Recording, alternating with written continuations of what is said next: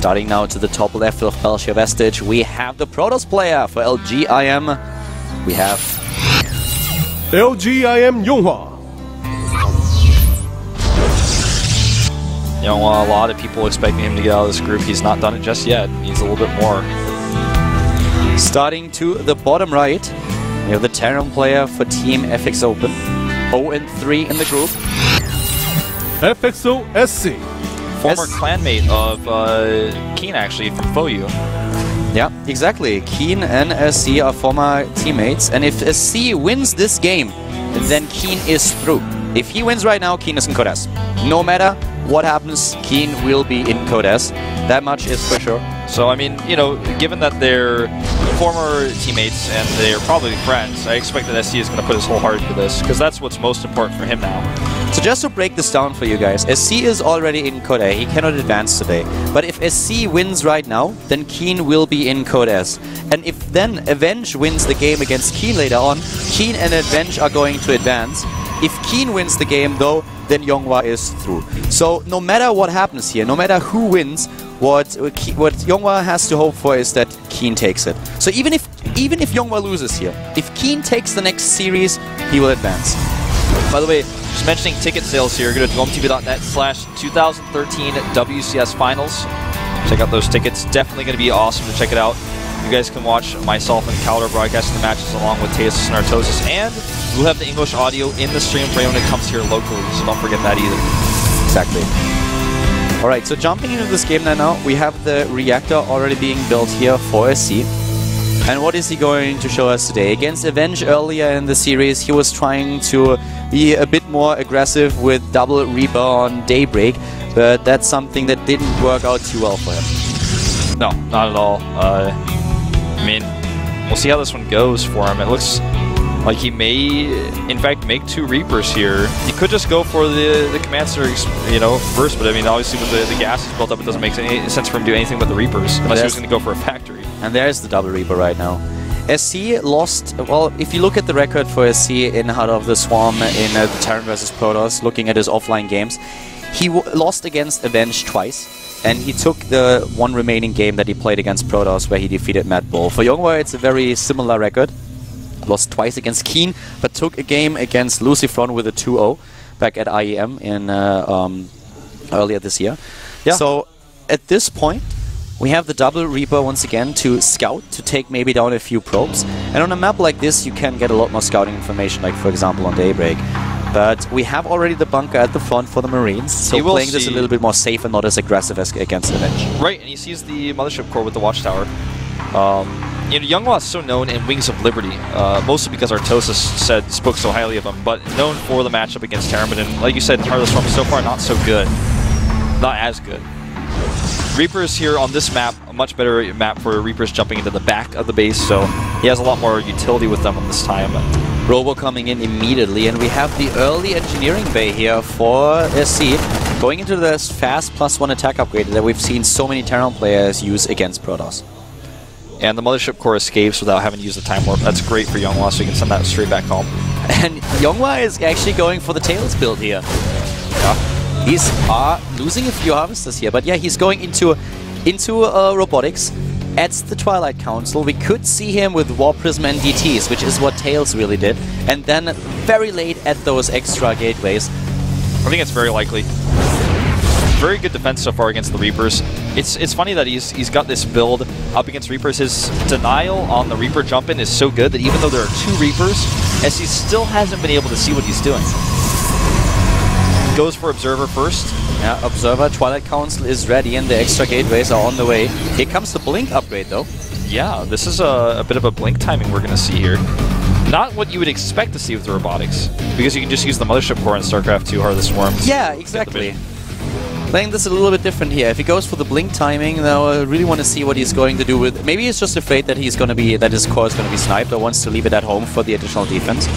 Yeah, I wonder if we'll just see him go for a ground attack by Blink instead of trying to go into the main base and just wait with a bigger time with Stalkers, use the Time Warps against the repairing SCVs at the bunkers at the front. Yeah. Could see something like that. Yeah, could definitely happen here, but it looks like we are going to see a lot of aggression from YongHwa in this game. And SC on the other hand with a +1 attack upgrade, halfway done, going into Stim right now. And also the additional starport. So with Stim, he could do a lot against this.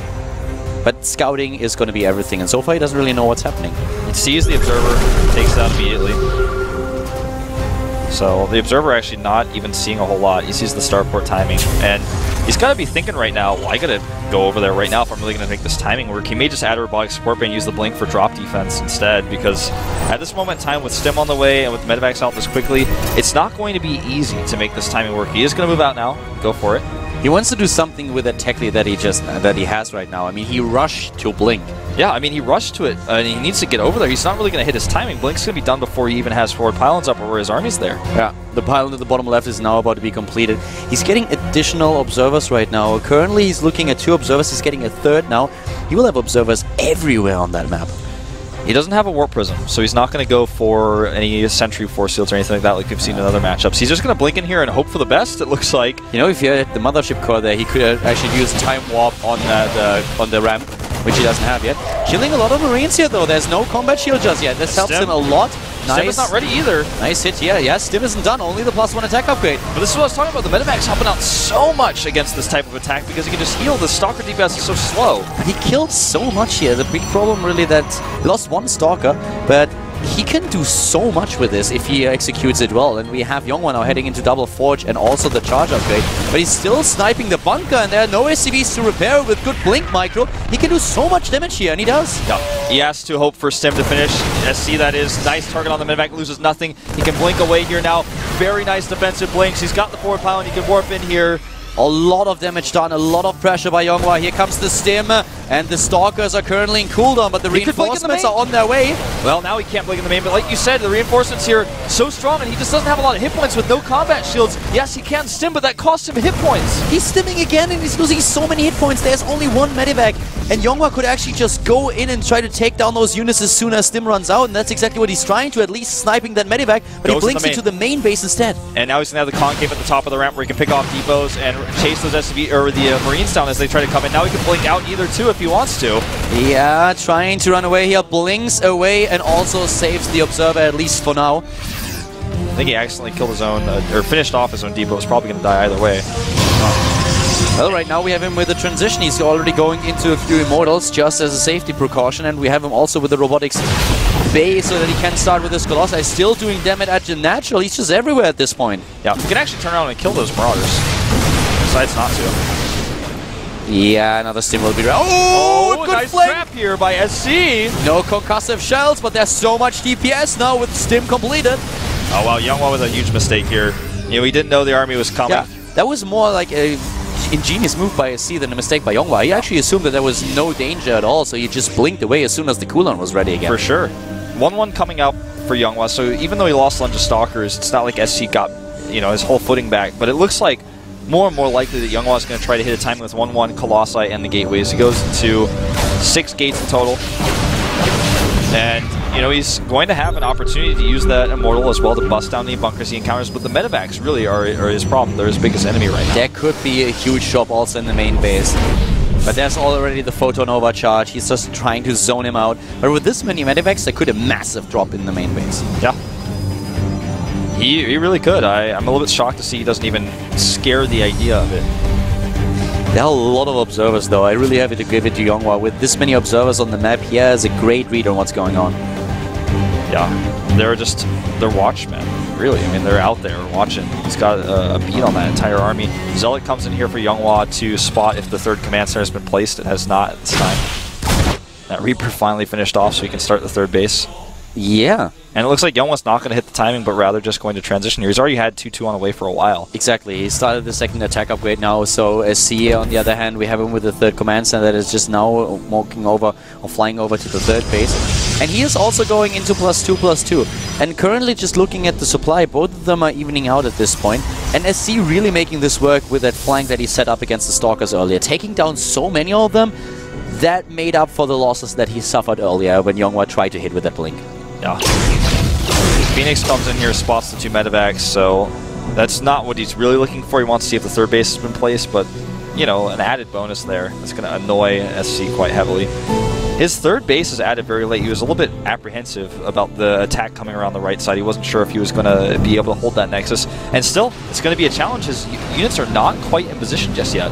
That's a huge army that we have here for SC, but YongHwa, it seems like he is well aware of what's going on. Now he sees him with a pylon. He has to move to the right. That's exactly what he does. He has now the first Archon being morphed into the game.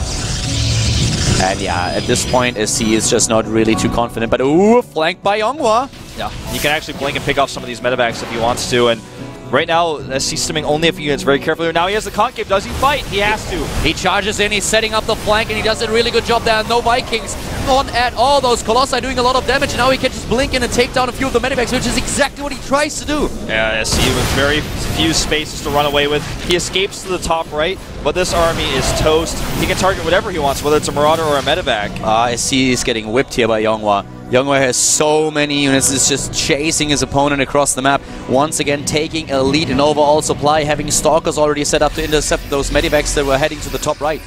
Very few Vikings here, no bunkers. This attack could be devastating. Looks like he wants to go to the third base. Instead, he has force fields to zone the army out. YongHwa decides to go into the natural. YongHwa is moving in. SC is using everything that he has. He's already in Code A, but he can win this game. Will he go 0-4 in the group? It certainly looks like it, as YongHwa is now pushing in. Oh, there's just way too much DPS here. The medevac's in the middle of nowhere, and the third base is defended for YongHwa. SC dropping in supply rapidly, killing SCVs at the third. There's just way too much damage done already by the Protoss player. He blinks back, but he has a 40 supply lead now against his opponent. He's streaming across the map with the rest of his reinforcements. And the SCV count alone, 29 SCVs against 68 Harvesters. This tells a lot about the economy that SC currently has. Yep, YongHwa 40 supply up here. There's nothing to defend this drop in particular. He's gonna warp in Zealots. He'll be okay. Drop is doing some damage. He needs to warp in more units, but the main question is, will SC be able to hold against YongHwa's aggression at the bottom right? Warping in a few more. You know, he's just trying to buy time up there. But this is the problem, like you said, the actual direct attack here. Yeah, he's just moving in, and he has a lot here. Blinks away. Now we have the Zealots at the front. He forced a huge stem, and now he's got more Zealots. Yeah, and now he can charge it. That's exactly what we see. He pushes his opponent back once again. So far, nice stutter step by SC, trying to make this happen. Here comes the blink. All the Archons coming in here now. But there's so many Marauders. There are way too many Marauders. This is low over Zealots by YongHwa. Yeah, he got a little bit over his Zealots. He didn't have any more Colossi there. The Vikings were useless, but he didn't have enough Zealots, and the way he attacked was a little bit haphazard, and he's lost a lot of probes. Yeah, the big problem really is that with so many SCVs killed by YongHwa, the army supply for SC was not that bad. Yeah. And even though YongHwa has the better position, attacking like blind into this many Marauders and even using a forward blink without having a Colossi or Storm to back it up, that was not really brave. That was actually a little bit like... It was a little bit foolish. Yeah, I don't know. That was too much. He has no Storm still. He doesn't research it. He's going back into Colossi after he eliminated those Vikings on the ground. A fairly smart choice. SC has continued SCV production. Like you said, he has the better army. He's still using it. He's kind of beating his chest a little bit now, moving across the map. And with Mules, he can stabilize here if he does a little bit of economic damage. The big problems are economy and upgrades. Yeah, 3-3 started now for YongHwa.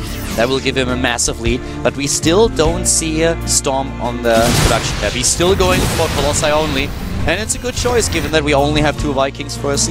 And another Zealot run by going to do some serious work down to the bottom left with no bunker in place. No ghosts either, don't forget, so a transition to Storm could be a problem. But SC has once again a good amount of SCVs. He's at 44 now, and he also has nearly closed the gap in overall supply. So YongHwa still has an advantage, but SC it's looking not as hopeless as it did earlier. And once again, we have the Zealot run by doing a lot of damage at the third base. This is something that we particularly see on this map a lot. Yeah, he does not have a response to this. No bunker. Sends a few units over, 1 Hellbat, 1 Marine, and a Marauder. Kind of a motley crew there to finish that up. And he actually sends his entire army home as well. So this is a problem. Hellbat with a flamethrower doing a lot of damage against those light armored units here. Yeah.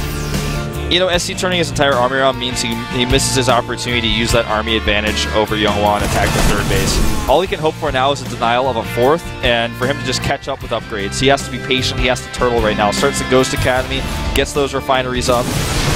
But you know, with the position for SC, it's getting better. Like, he makes all the right decisions at this point. Yeah, I mean, he's definitely gone from a situation that was, you know, YongHwa's game to lose to now he might actually have a shot at this. Exactly, especially since YongHwa overextended. But he needs a few additional Vikings. The count in Vikings at this point is just 6 against 4 Colossi, and we have more coming up. We have YongHwa now on the map with a huge army, and his 3-3 is going to finish in just a few seconds. But the Ghosts, with good EMPs, could do a lot here for SC in the next battle. It's all about YongHwa's control here. Does he go crashing in, you know, screaming like we saw last time, or is he going to just patiently approach carefully and hit this with good Stalker micro? Does not want to jump right on top of those Marauders again. There's the Storm upgrade, but you know, if he actually waits for Storm, then the 3-3 for SC will be completed, and those Ghosts are already accumulating energy for EMPs and snipes. Yeah, I don't think he's going to wait for Storm. He's going to have that to fall back onto. He's going to warp in Templar as his units die back at home to defend against drops. He has that Warp Prism as well, so he's going to drop into the main base with the Zealots as soon as he engages at the third base. There comes the scan, and so far, that's a scary army that we have here for YongHwa, no doubt about it. Especially with those upgrades. He's going in shields, everything. But still, the more time passes, the better for SC here. The one thing that is scary for SC is that once YongHwa enters the fight and has this massive bank, he can now just add additional gateways and then remax immediately after the fight and stream in. So SC doesn't only have to win the fight, he basically has to crush YongHwa's army. He has to pull up Yun here. And right now, the army supply, dead even. SC with 5 up at 139 to 134. But we only have 8 gateways. I cannot believe that YongHwa doesn't start additional gateways. Yeah, that's a problem. I mean, right now, SC is also a little bit lacking on the production facilities at 5 barracks, but with the reactors, of course, he can produce a lot more. Yeah, SC doesn't have the economy. Like, YongHwa is the one who really builds up this bank, and usually as a Protoss, you know that this is one of your strengths. And there we go. There we have the additional gateways, at least 2 of them, trying to increase production so that he can warp in once again.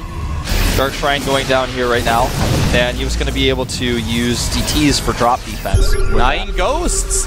And a lot of Vikings here against those Colossi. Good hit against the Mothership Core. Here we go, this could decide everything! EMPs on all of the Archons! EMPs everywhere, those Vikings doing a huge amount of damage, taking down one Colossi after another. They're completely uncontested. The army though, this army supply for both players is melting away here. The stutter step is good for SC, but YongHwa reinforcing immediately. No, not enough bio. All medevacs left there at the end. So yeah, the army supply relatively even, but SC scans here, and I think he's starting to accept his demise here as the 0-4 player of the group, because YongHwa has that bank. He's using it with the gateways. He added 4 more Archons on the way. During all of this, no thermal lance. Oh yeah, you're right. I didn't even realize that. I had no idea. Yes, thermal lands right now on the production tab, but that was definitely a big issue for him. But still, with the bank that he had, YongHwa is now really going to just completely out-macro his opponent, because he has a huge amount of supply advantage. He can target the Ghost Academy with this Warpin. Yeah, see if he does it. He probably will if he pays attention to that. And that would mean that we don't have a Mirror's Reactor for those Ghosts. Just goes for depots instead. Anything he can do here is annoying because he has the money to spend. And he forces a C to macro his units to the right side of the map. And on the left, he kills the command center. Where he takes down the command center. SC is falling apart right now, but he will actually take this Nexus down. You know, that's one small step for SC, but maybe a large step for his comeback in this game. It looks unlikely. Small step for Terra and a huge step for SC. Yeah, certainly. Right now, I mean, he's 30 supply down, but he's trying to make it work, and he's going to kill 2 Tempo. That was a weird choice of Warpin. Yeah, loses the Archon here. Fling forward, and just barely able to take down the medevac. I guess his idea with the Warpin and the Templar there was to feed back both medevacs because they had full energy, but loses an Archon as a result. Not a good trade. And SC has depleted YongHwa's bank once again. The problem is he still hasn't been able to secure a 4th. He lifts his main. And he hasn't been able to equalize the amount of supply that we have, especially with the same harvest account. The army supply now 30, even 40 behind for SC. Watchtower cleaned. SC even bringing some SCVs with this push. He's run out of options. He expects there to be a Nexus here. He stems, but there's no Nexus. A lot of Colossi now being built for YongHwa. He only has 1 robotics. We never had 2 robotics facilities here, but we don't have a lot of Vikings, and 2. SC is only building Ghosts. He's not getting a single Viking. He really expects a huge, huge commitment to High Templars instead of Colossi. And that assumption may cost him the final moments of this game.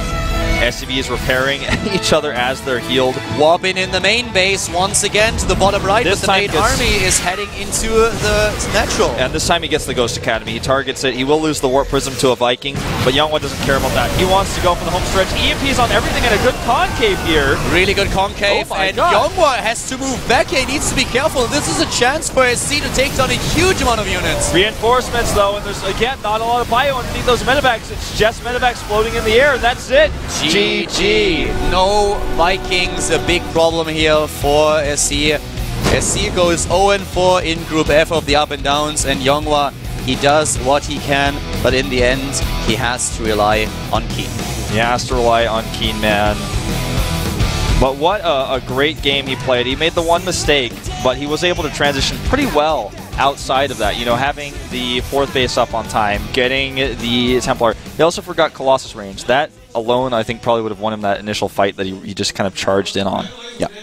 So what YongHwa basically bought himself right now is at least a spot in a 3-way tie. So from the beginning, he had to rely on Keen winning the next match. But he knew that if the situation occurs where SC wins against him, then suddenly it would have been a little bit different, because if Keen wins, then then we would have, if Keen loses, sorry, my bad. If Keen wins, then YongHwa advanced, but if Keen would have lost, then we would have had a 3-way tie. Right. As it is right now, we have YongHwa with a win, and if Avenge now takes a win against Keen, then we have a 3-way tie instead of Avenge advancing. But if we have Avenge winning the game, Keen winning the game, I'm screwing this up like really bad right now. I'm just listening to you, man. I'm like, you have this sheet, man. I'm like, your sheet's over there. Like, let's try again, Calder. Okay. Reboot and start over. If Keen wins, then YongHwa and Keen are through. If Keen loses to Avenge, then we have a 3-way tie. Yes. And which would be so unfortunate for Keen, who's had such a phenomenal performance so far in the group. Just like we saw last week, Hurricane, on, I believe it was Friday night, or Thursday night, I correct myself. Yeah. And to complete my thought process, I wanted to talk about what would have happened if SC would have taken that game. If SC won the last game, then if Keen wins, it's still fine. It's still going to be Keen and YongHwa that advance to Code S. But if SC would have won the last game, and then Avenge wins the game, then it's actually not a 3-way tie, but then it's Avenge advancing together with Keen. So YongHwa, with a victory in the last game, was able to, even if Keen loses, secure himself a spot in a 3-way tie instead of dropping to Code A. So for him, it's still important that Keen wins, but even if Keen loses, he's not out just yet. Yeah, exactly. There you go. Okay. He's good at that. That first attempt was so awful. I think I mixed the names up like 3 times, and I was like, oh my god. Well, you know, it was alright. Ackland Waste is our map, by the way. 2-player map, your favorite map. And this is tense, for sure. Keen wants to take this win and secure his spot directly. Yeah. Keen definitely wants to secure us directly. He's once again in one of those situations where you're 3-0 in the group and you think, okay, I did everything that I possibly could.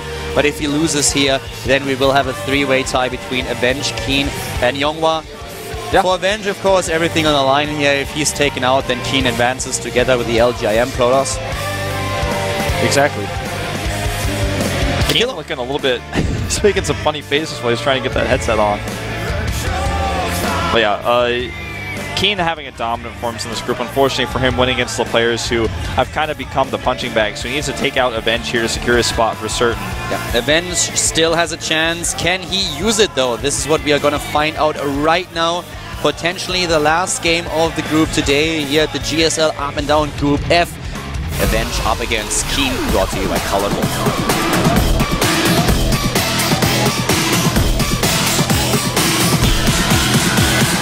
Say hello to the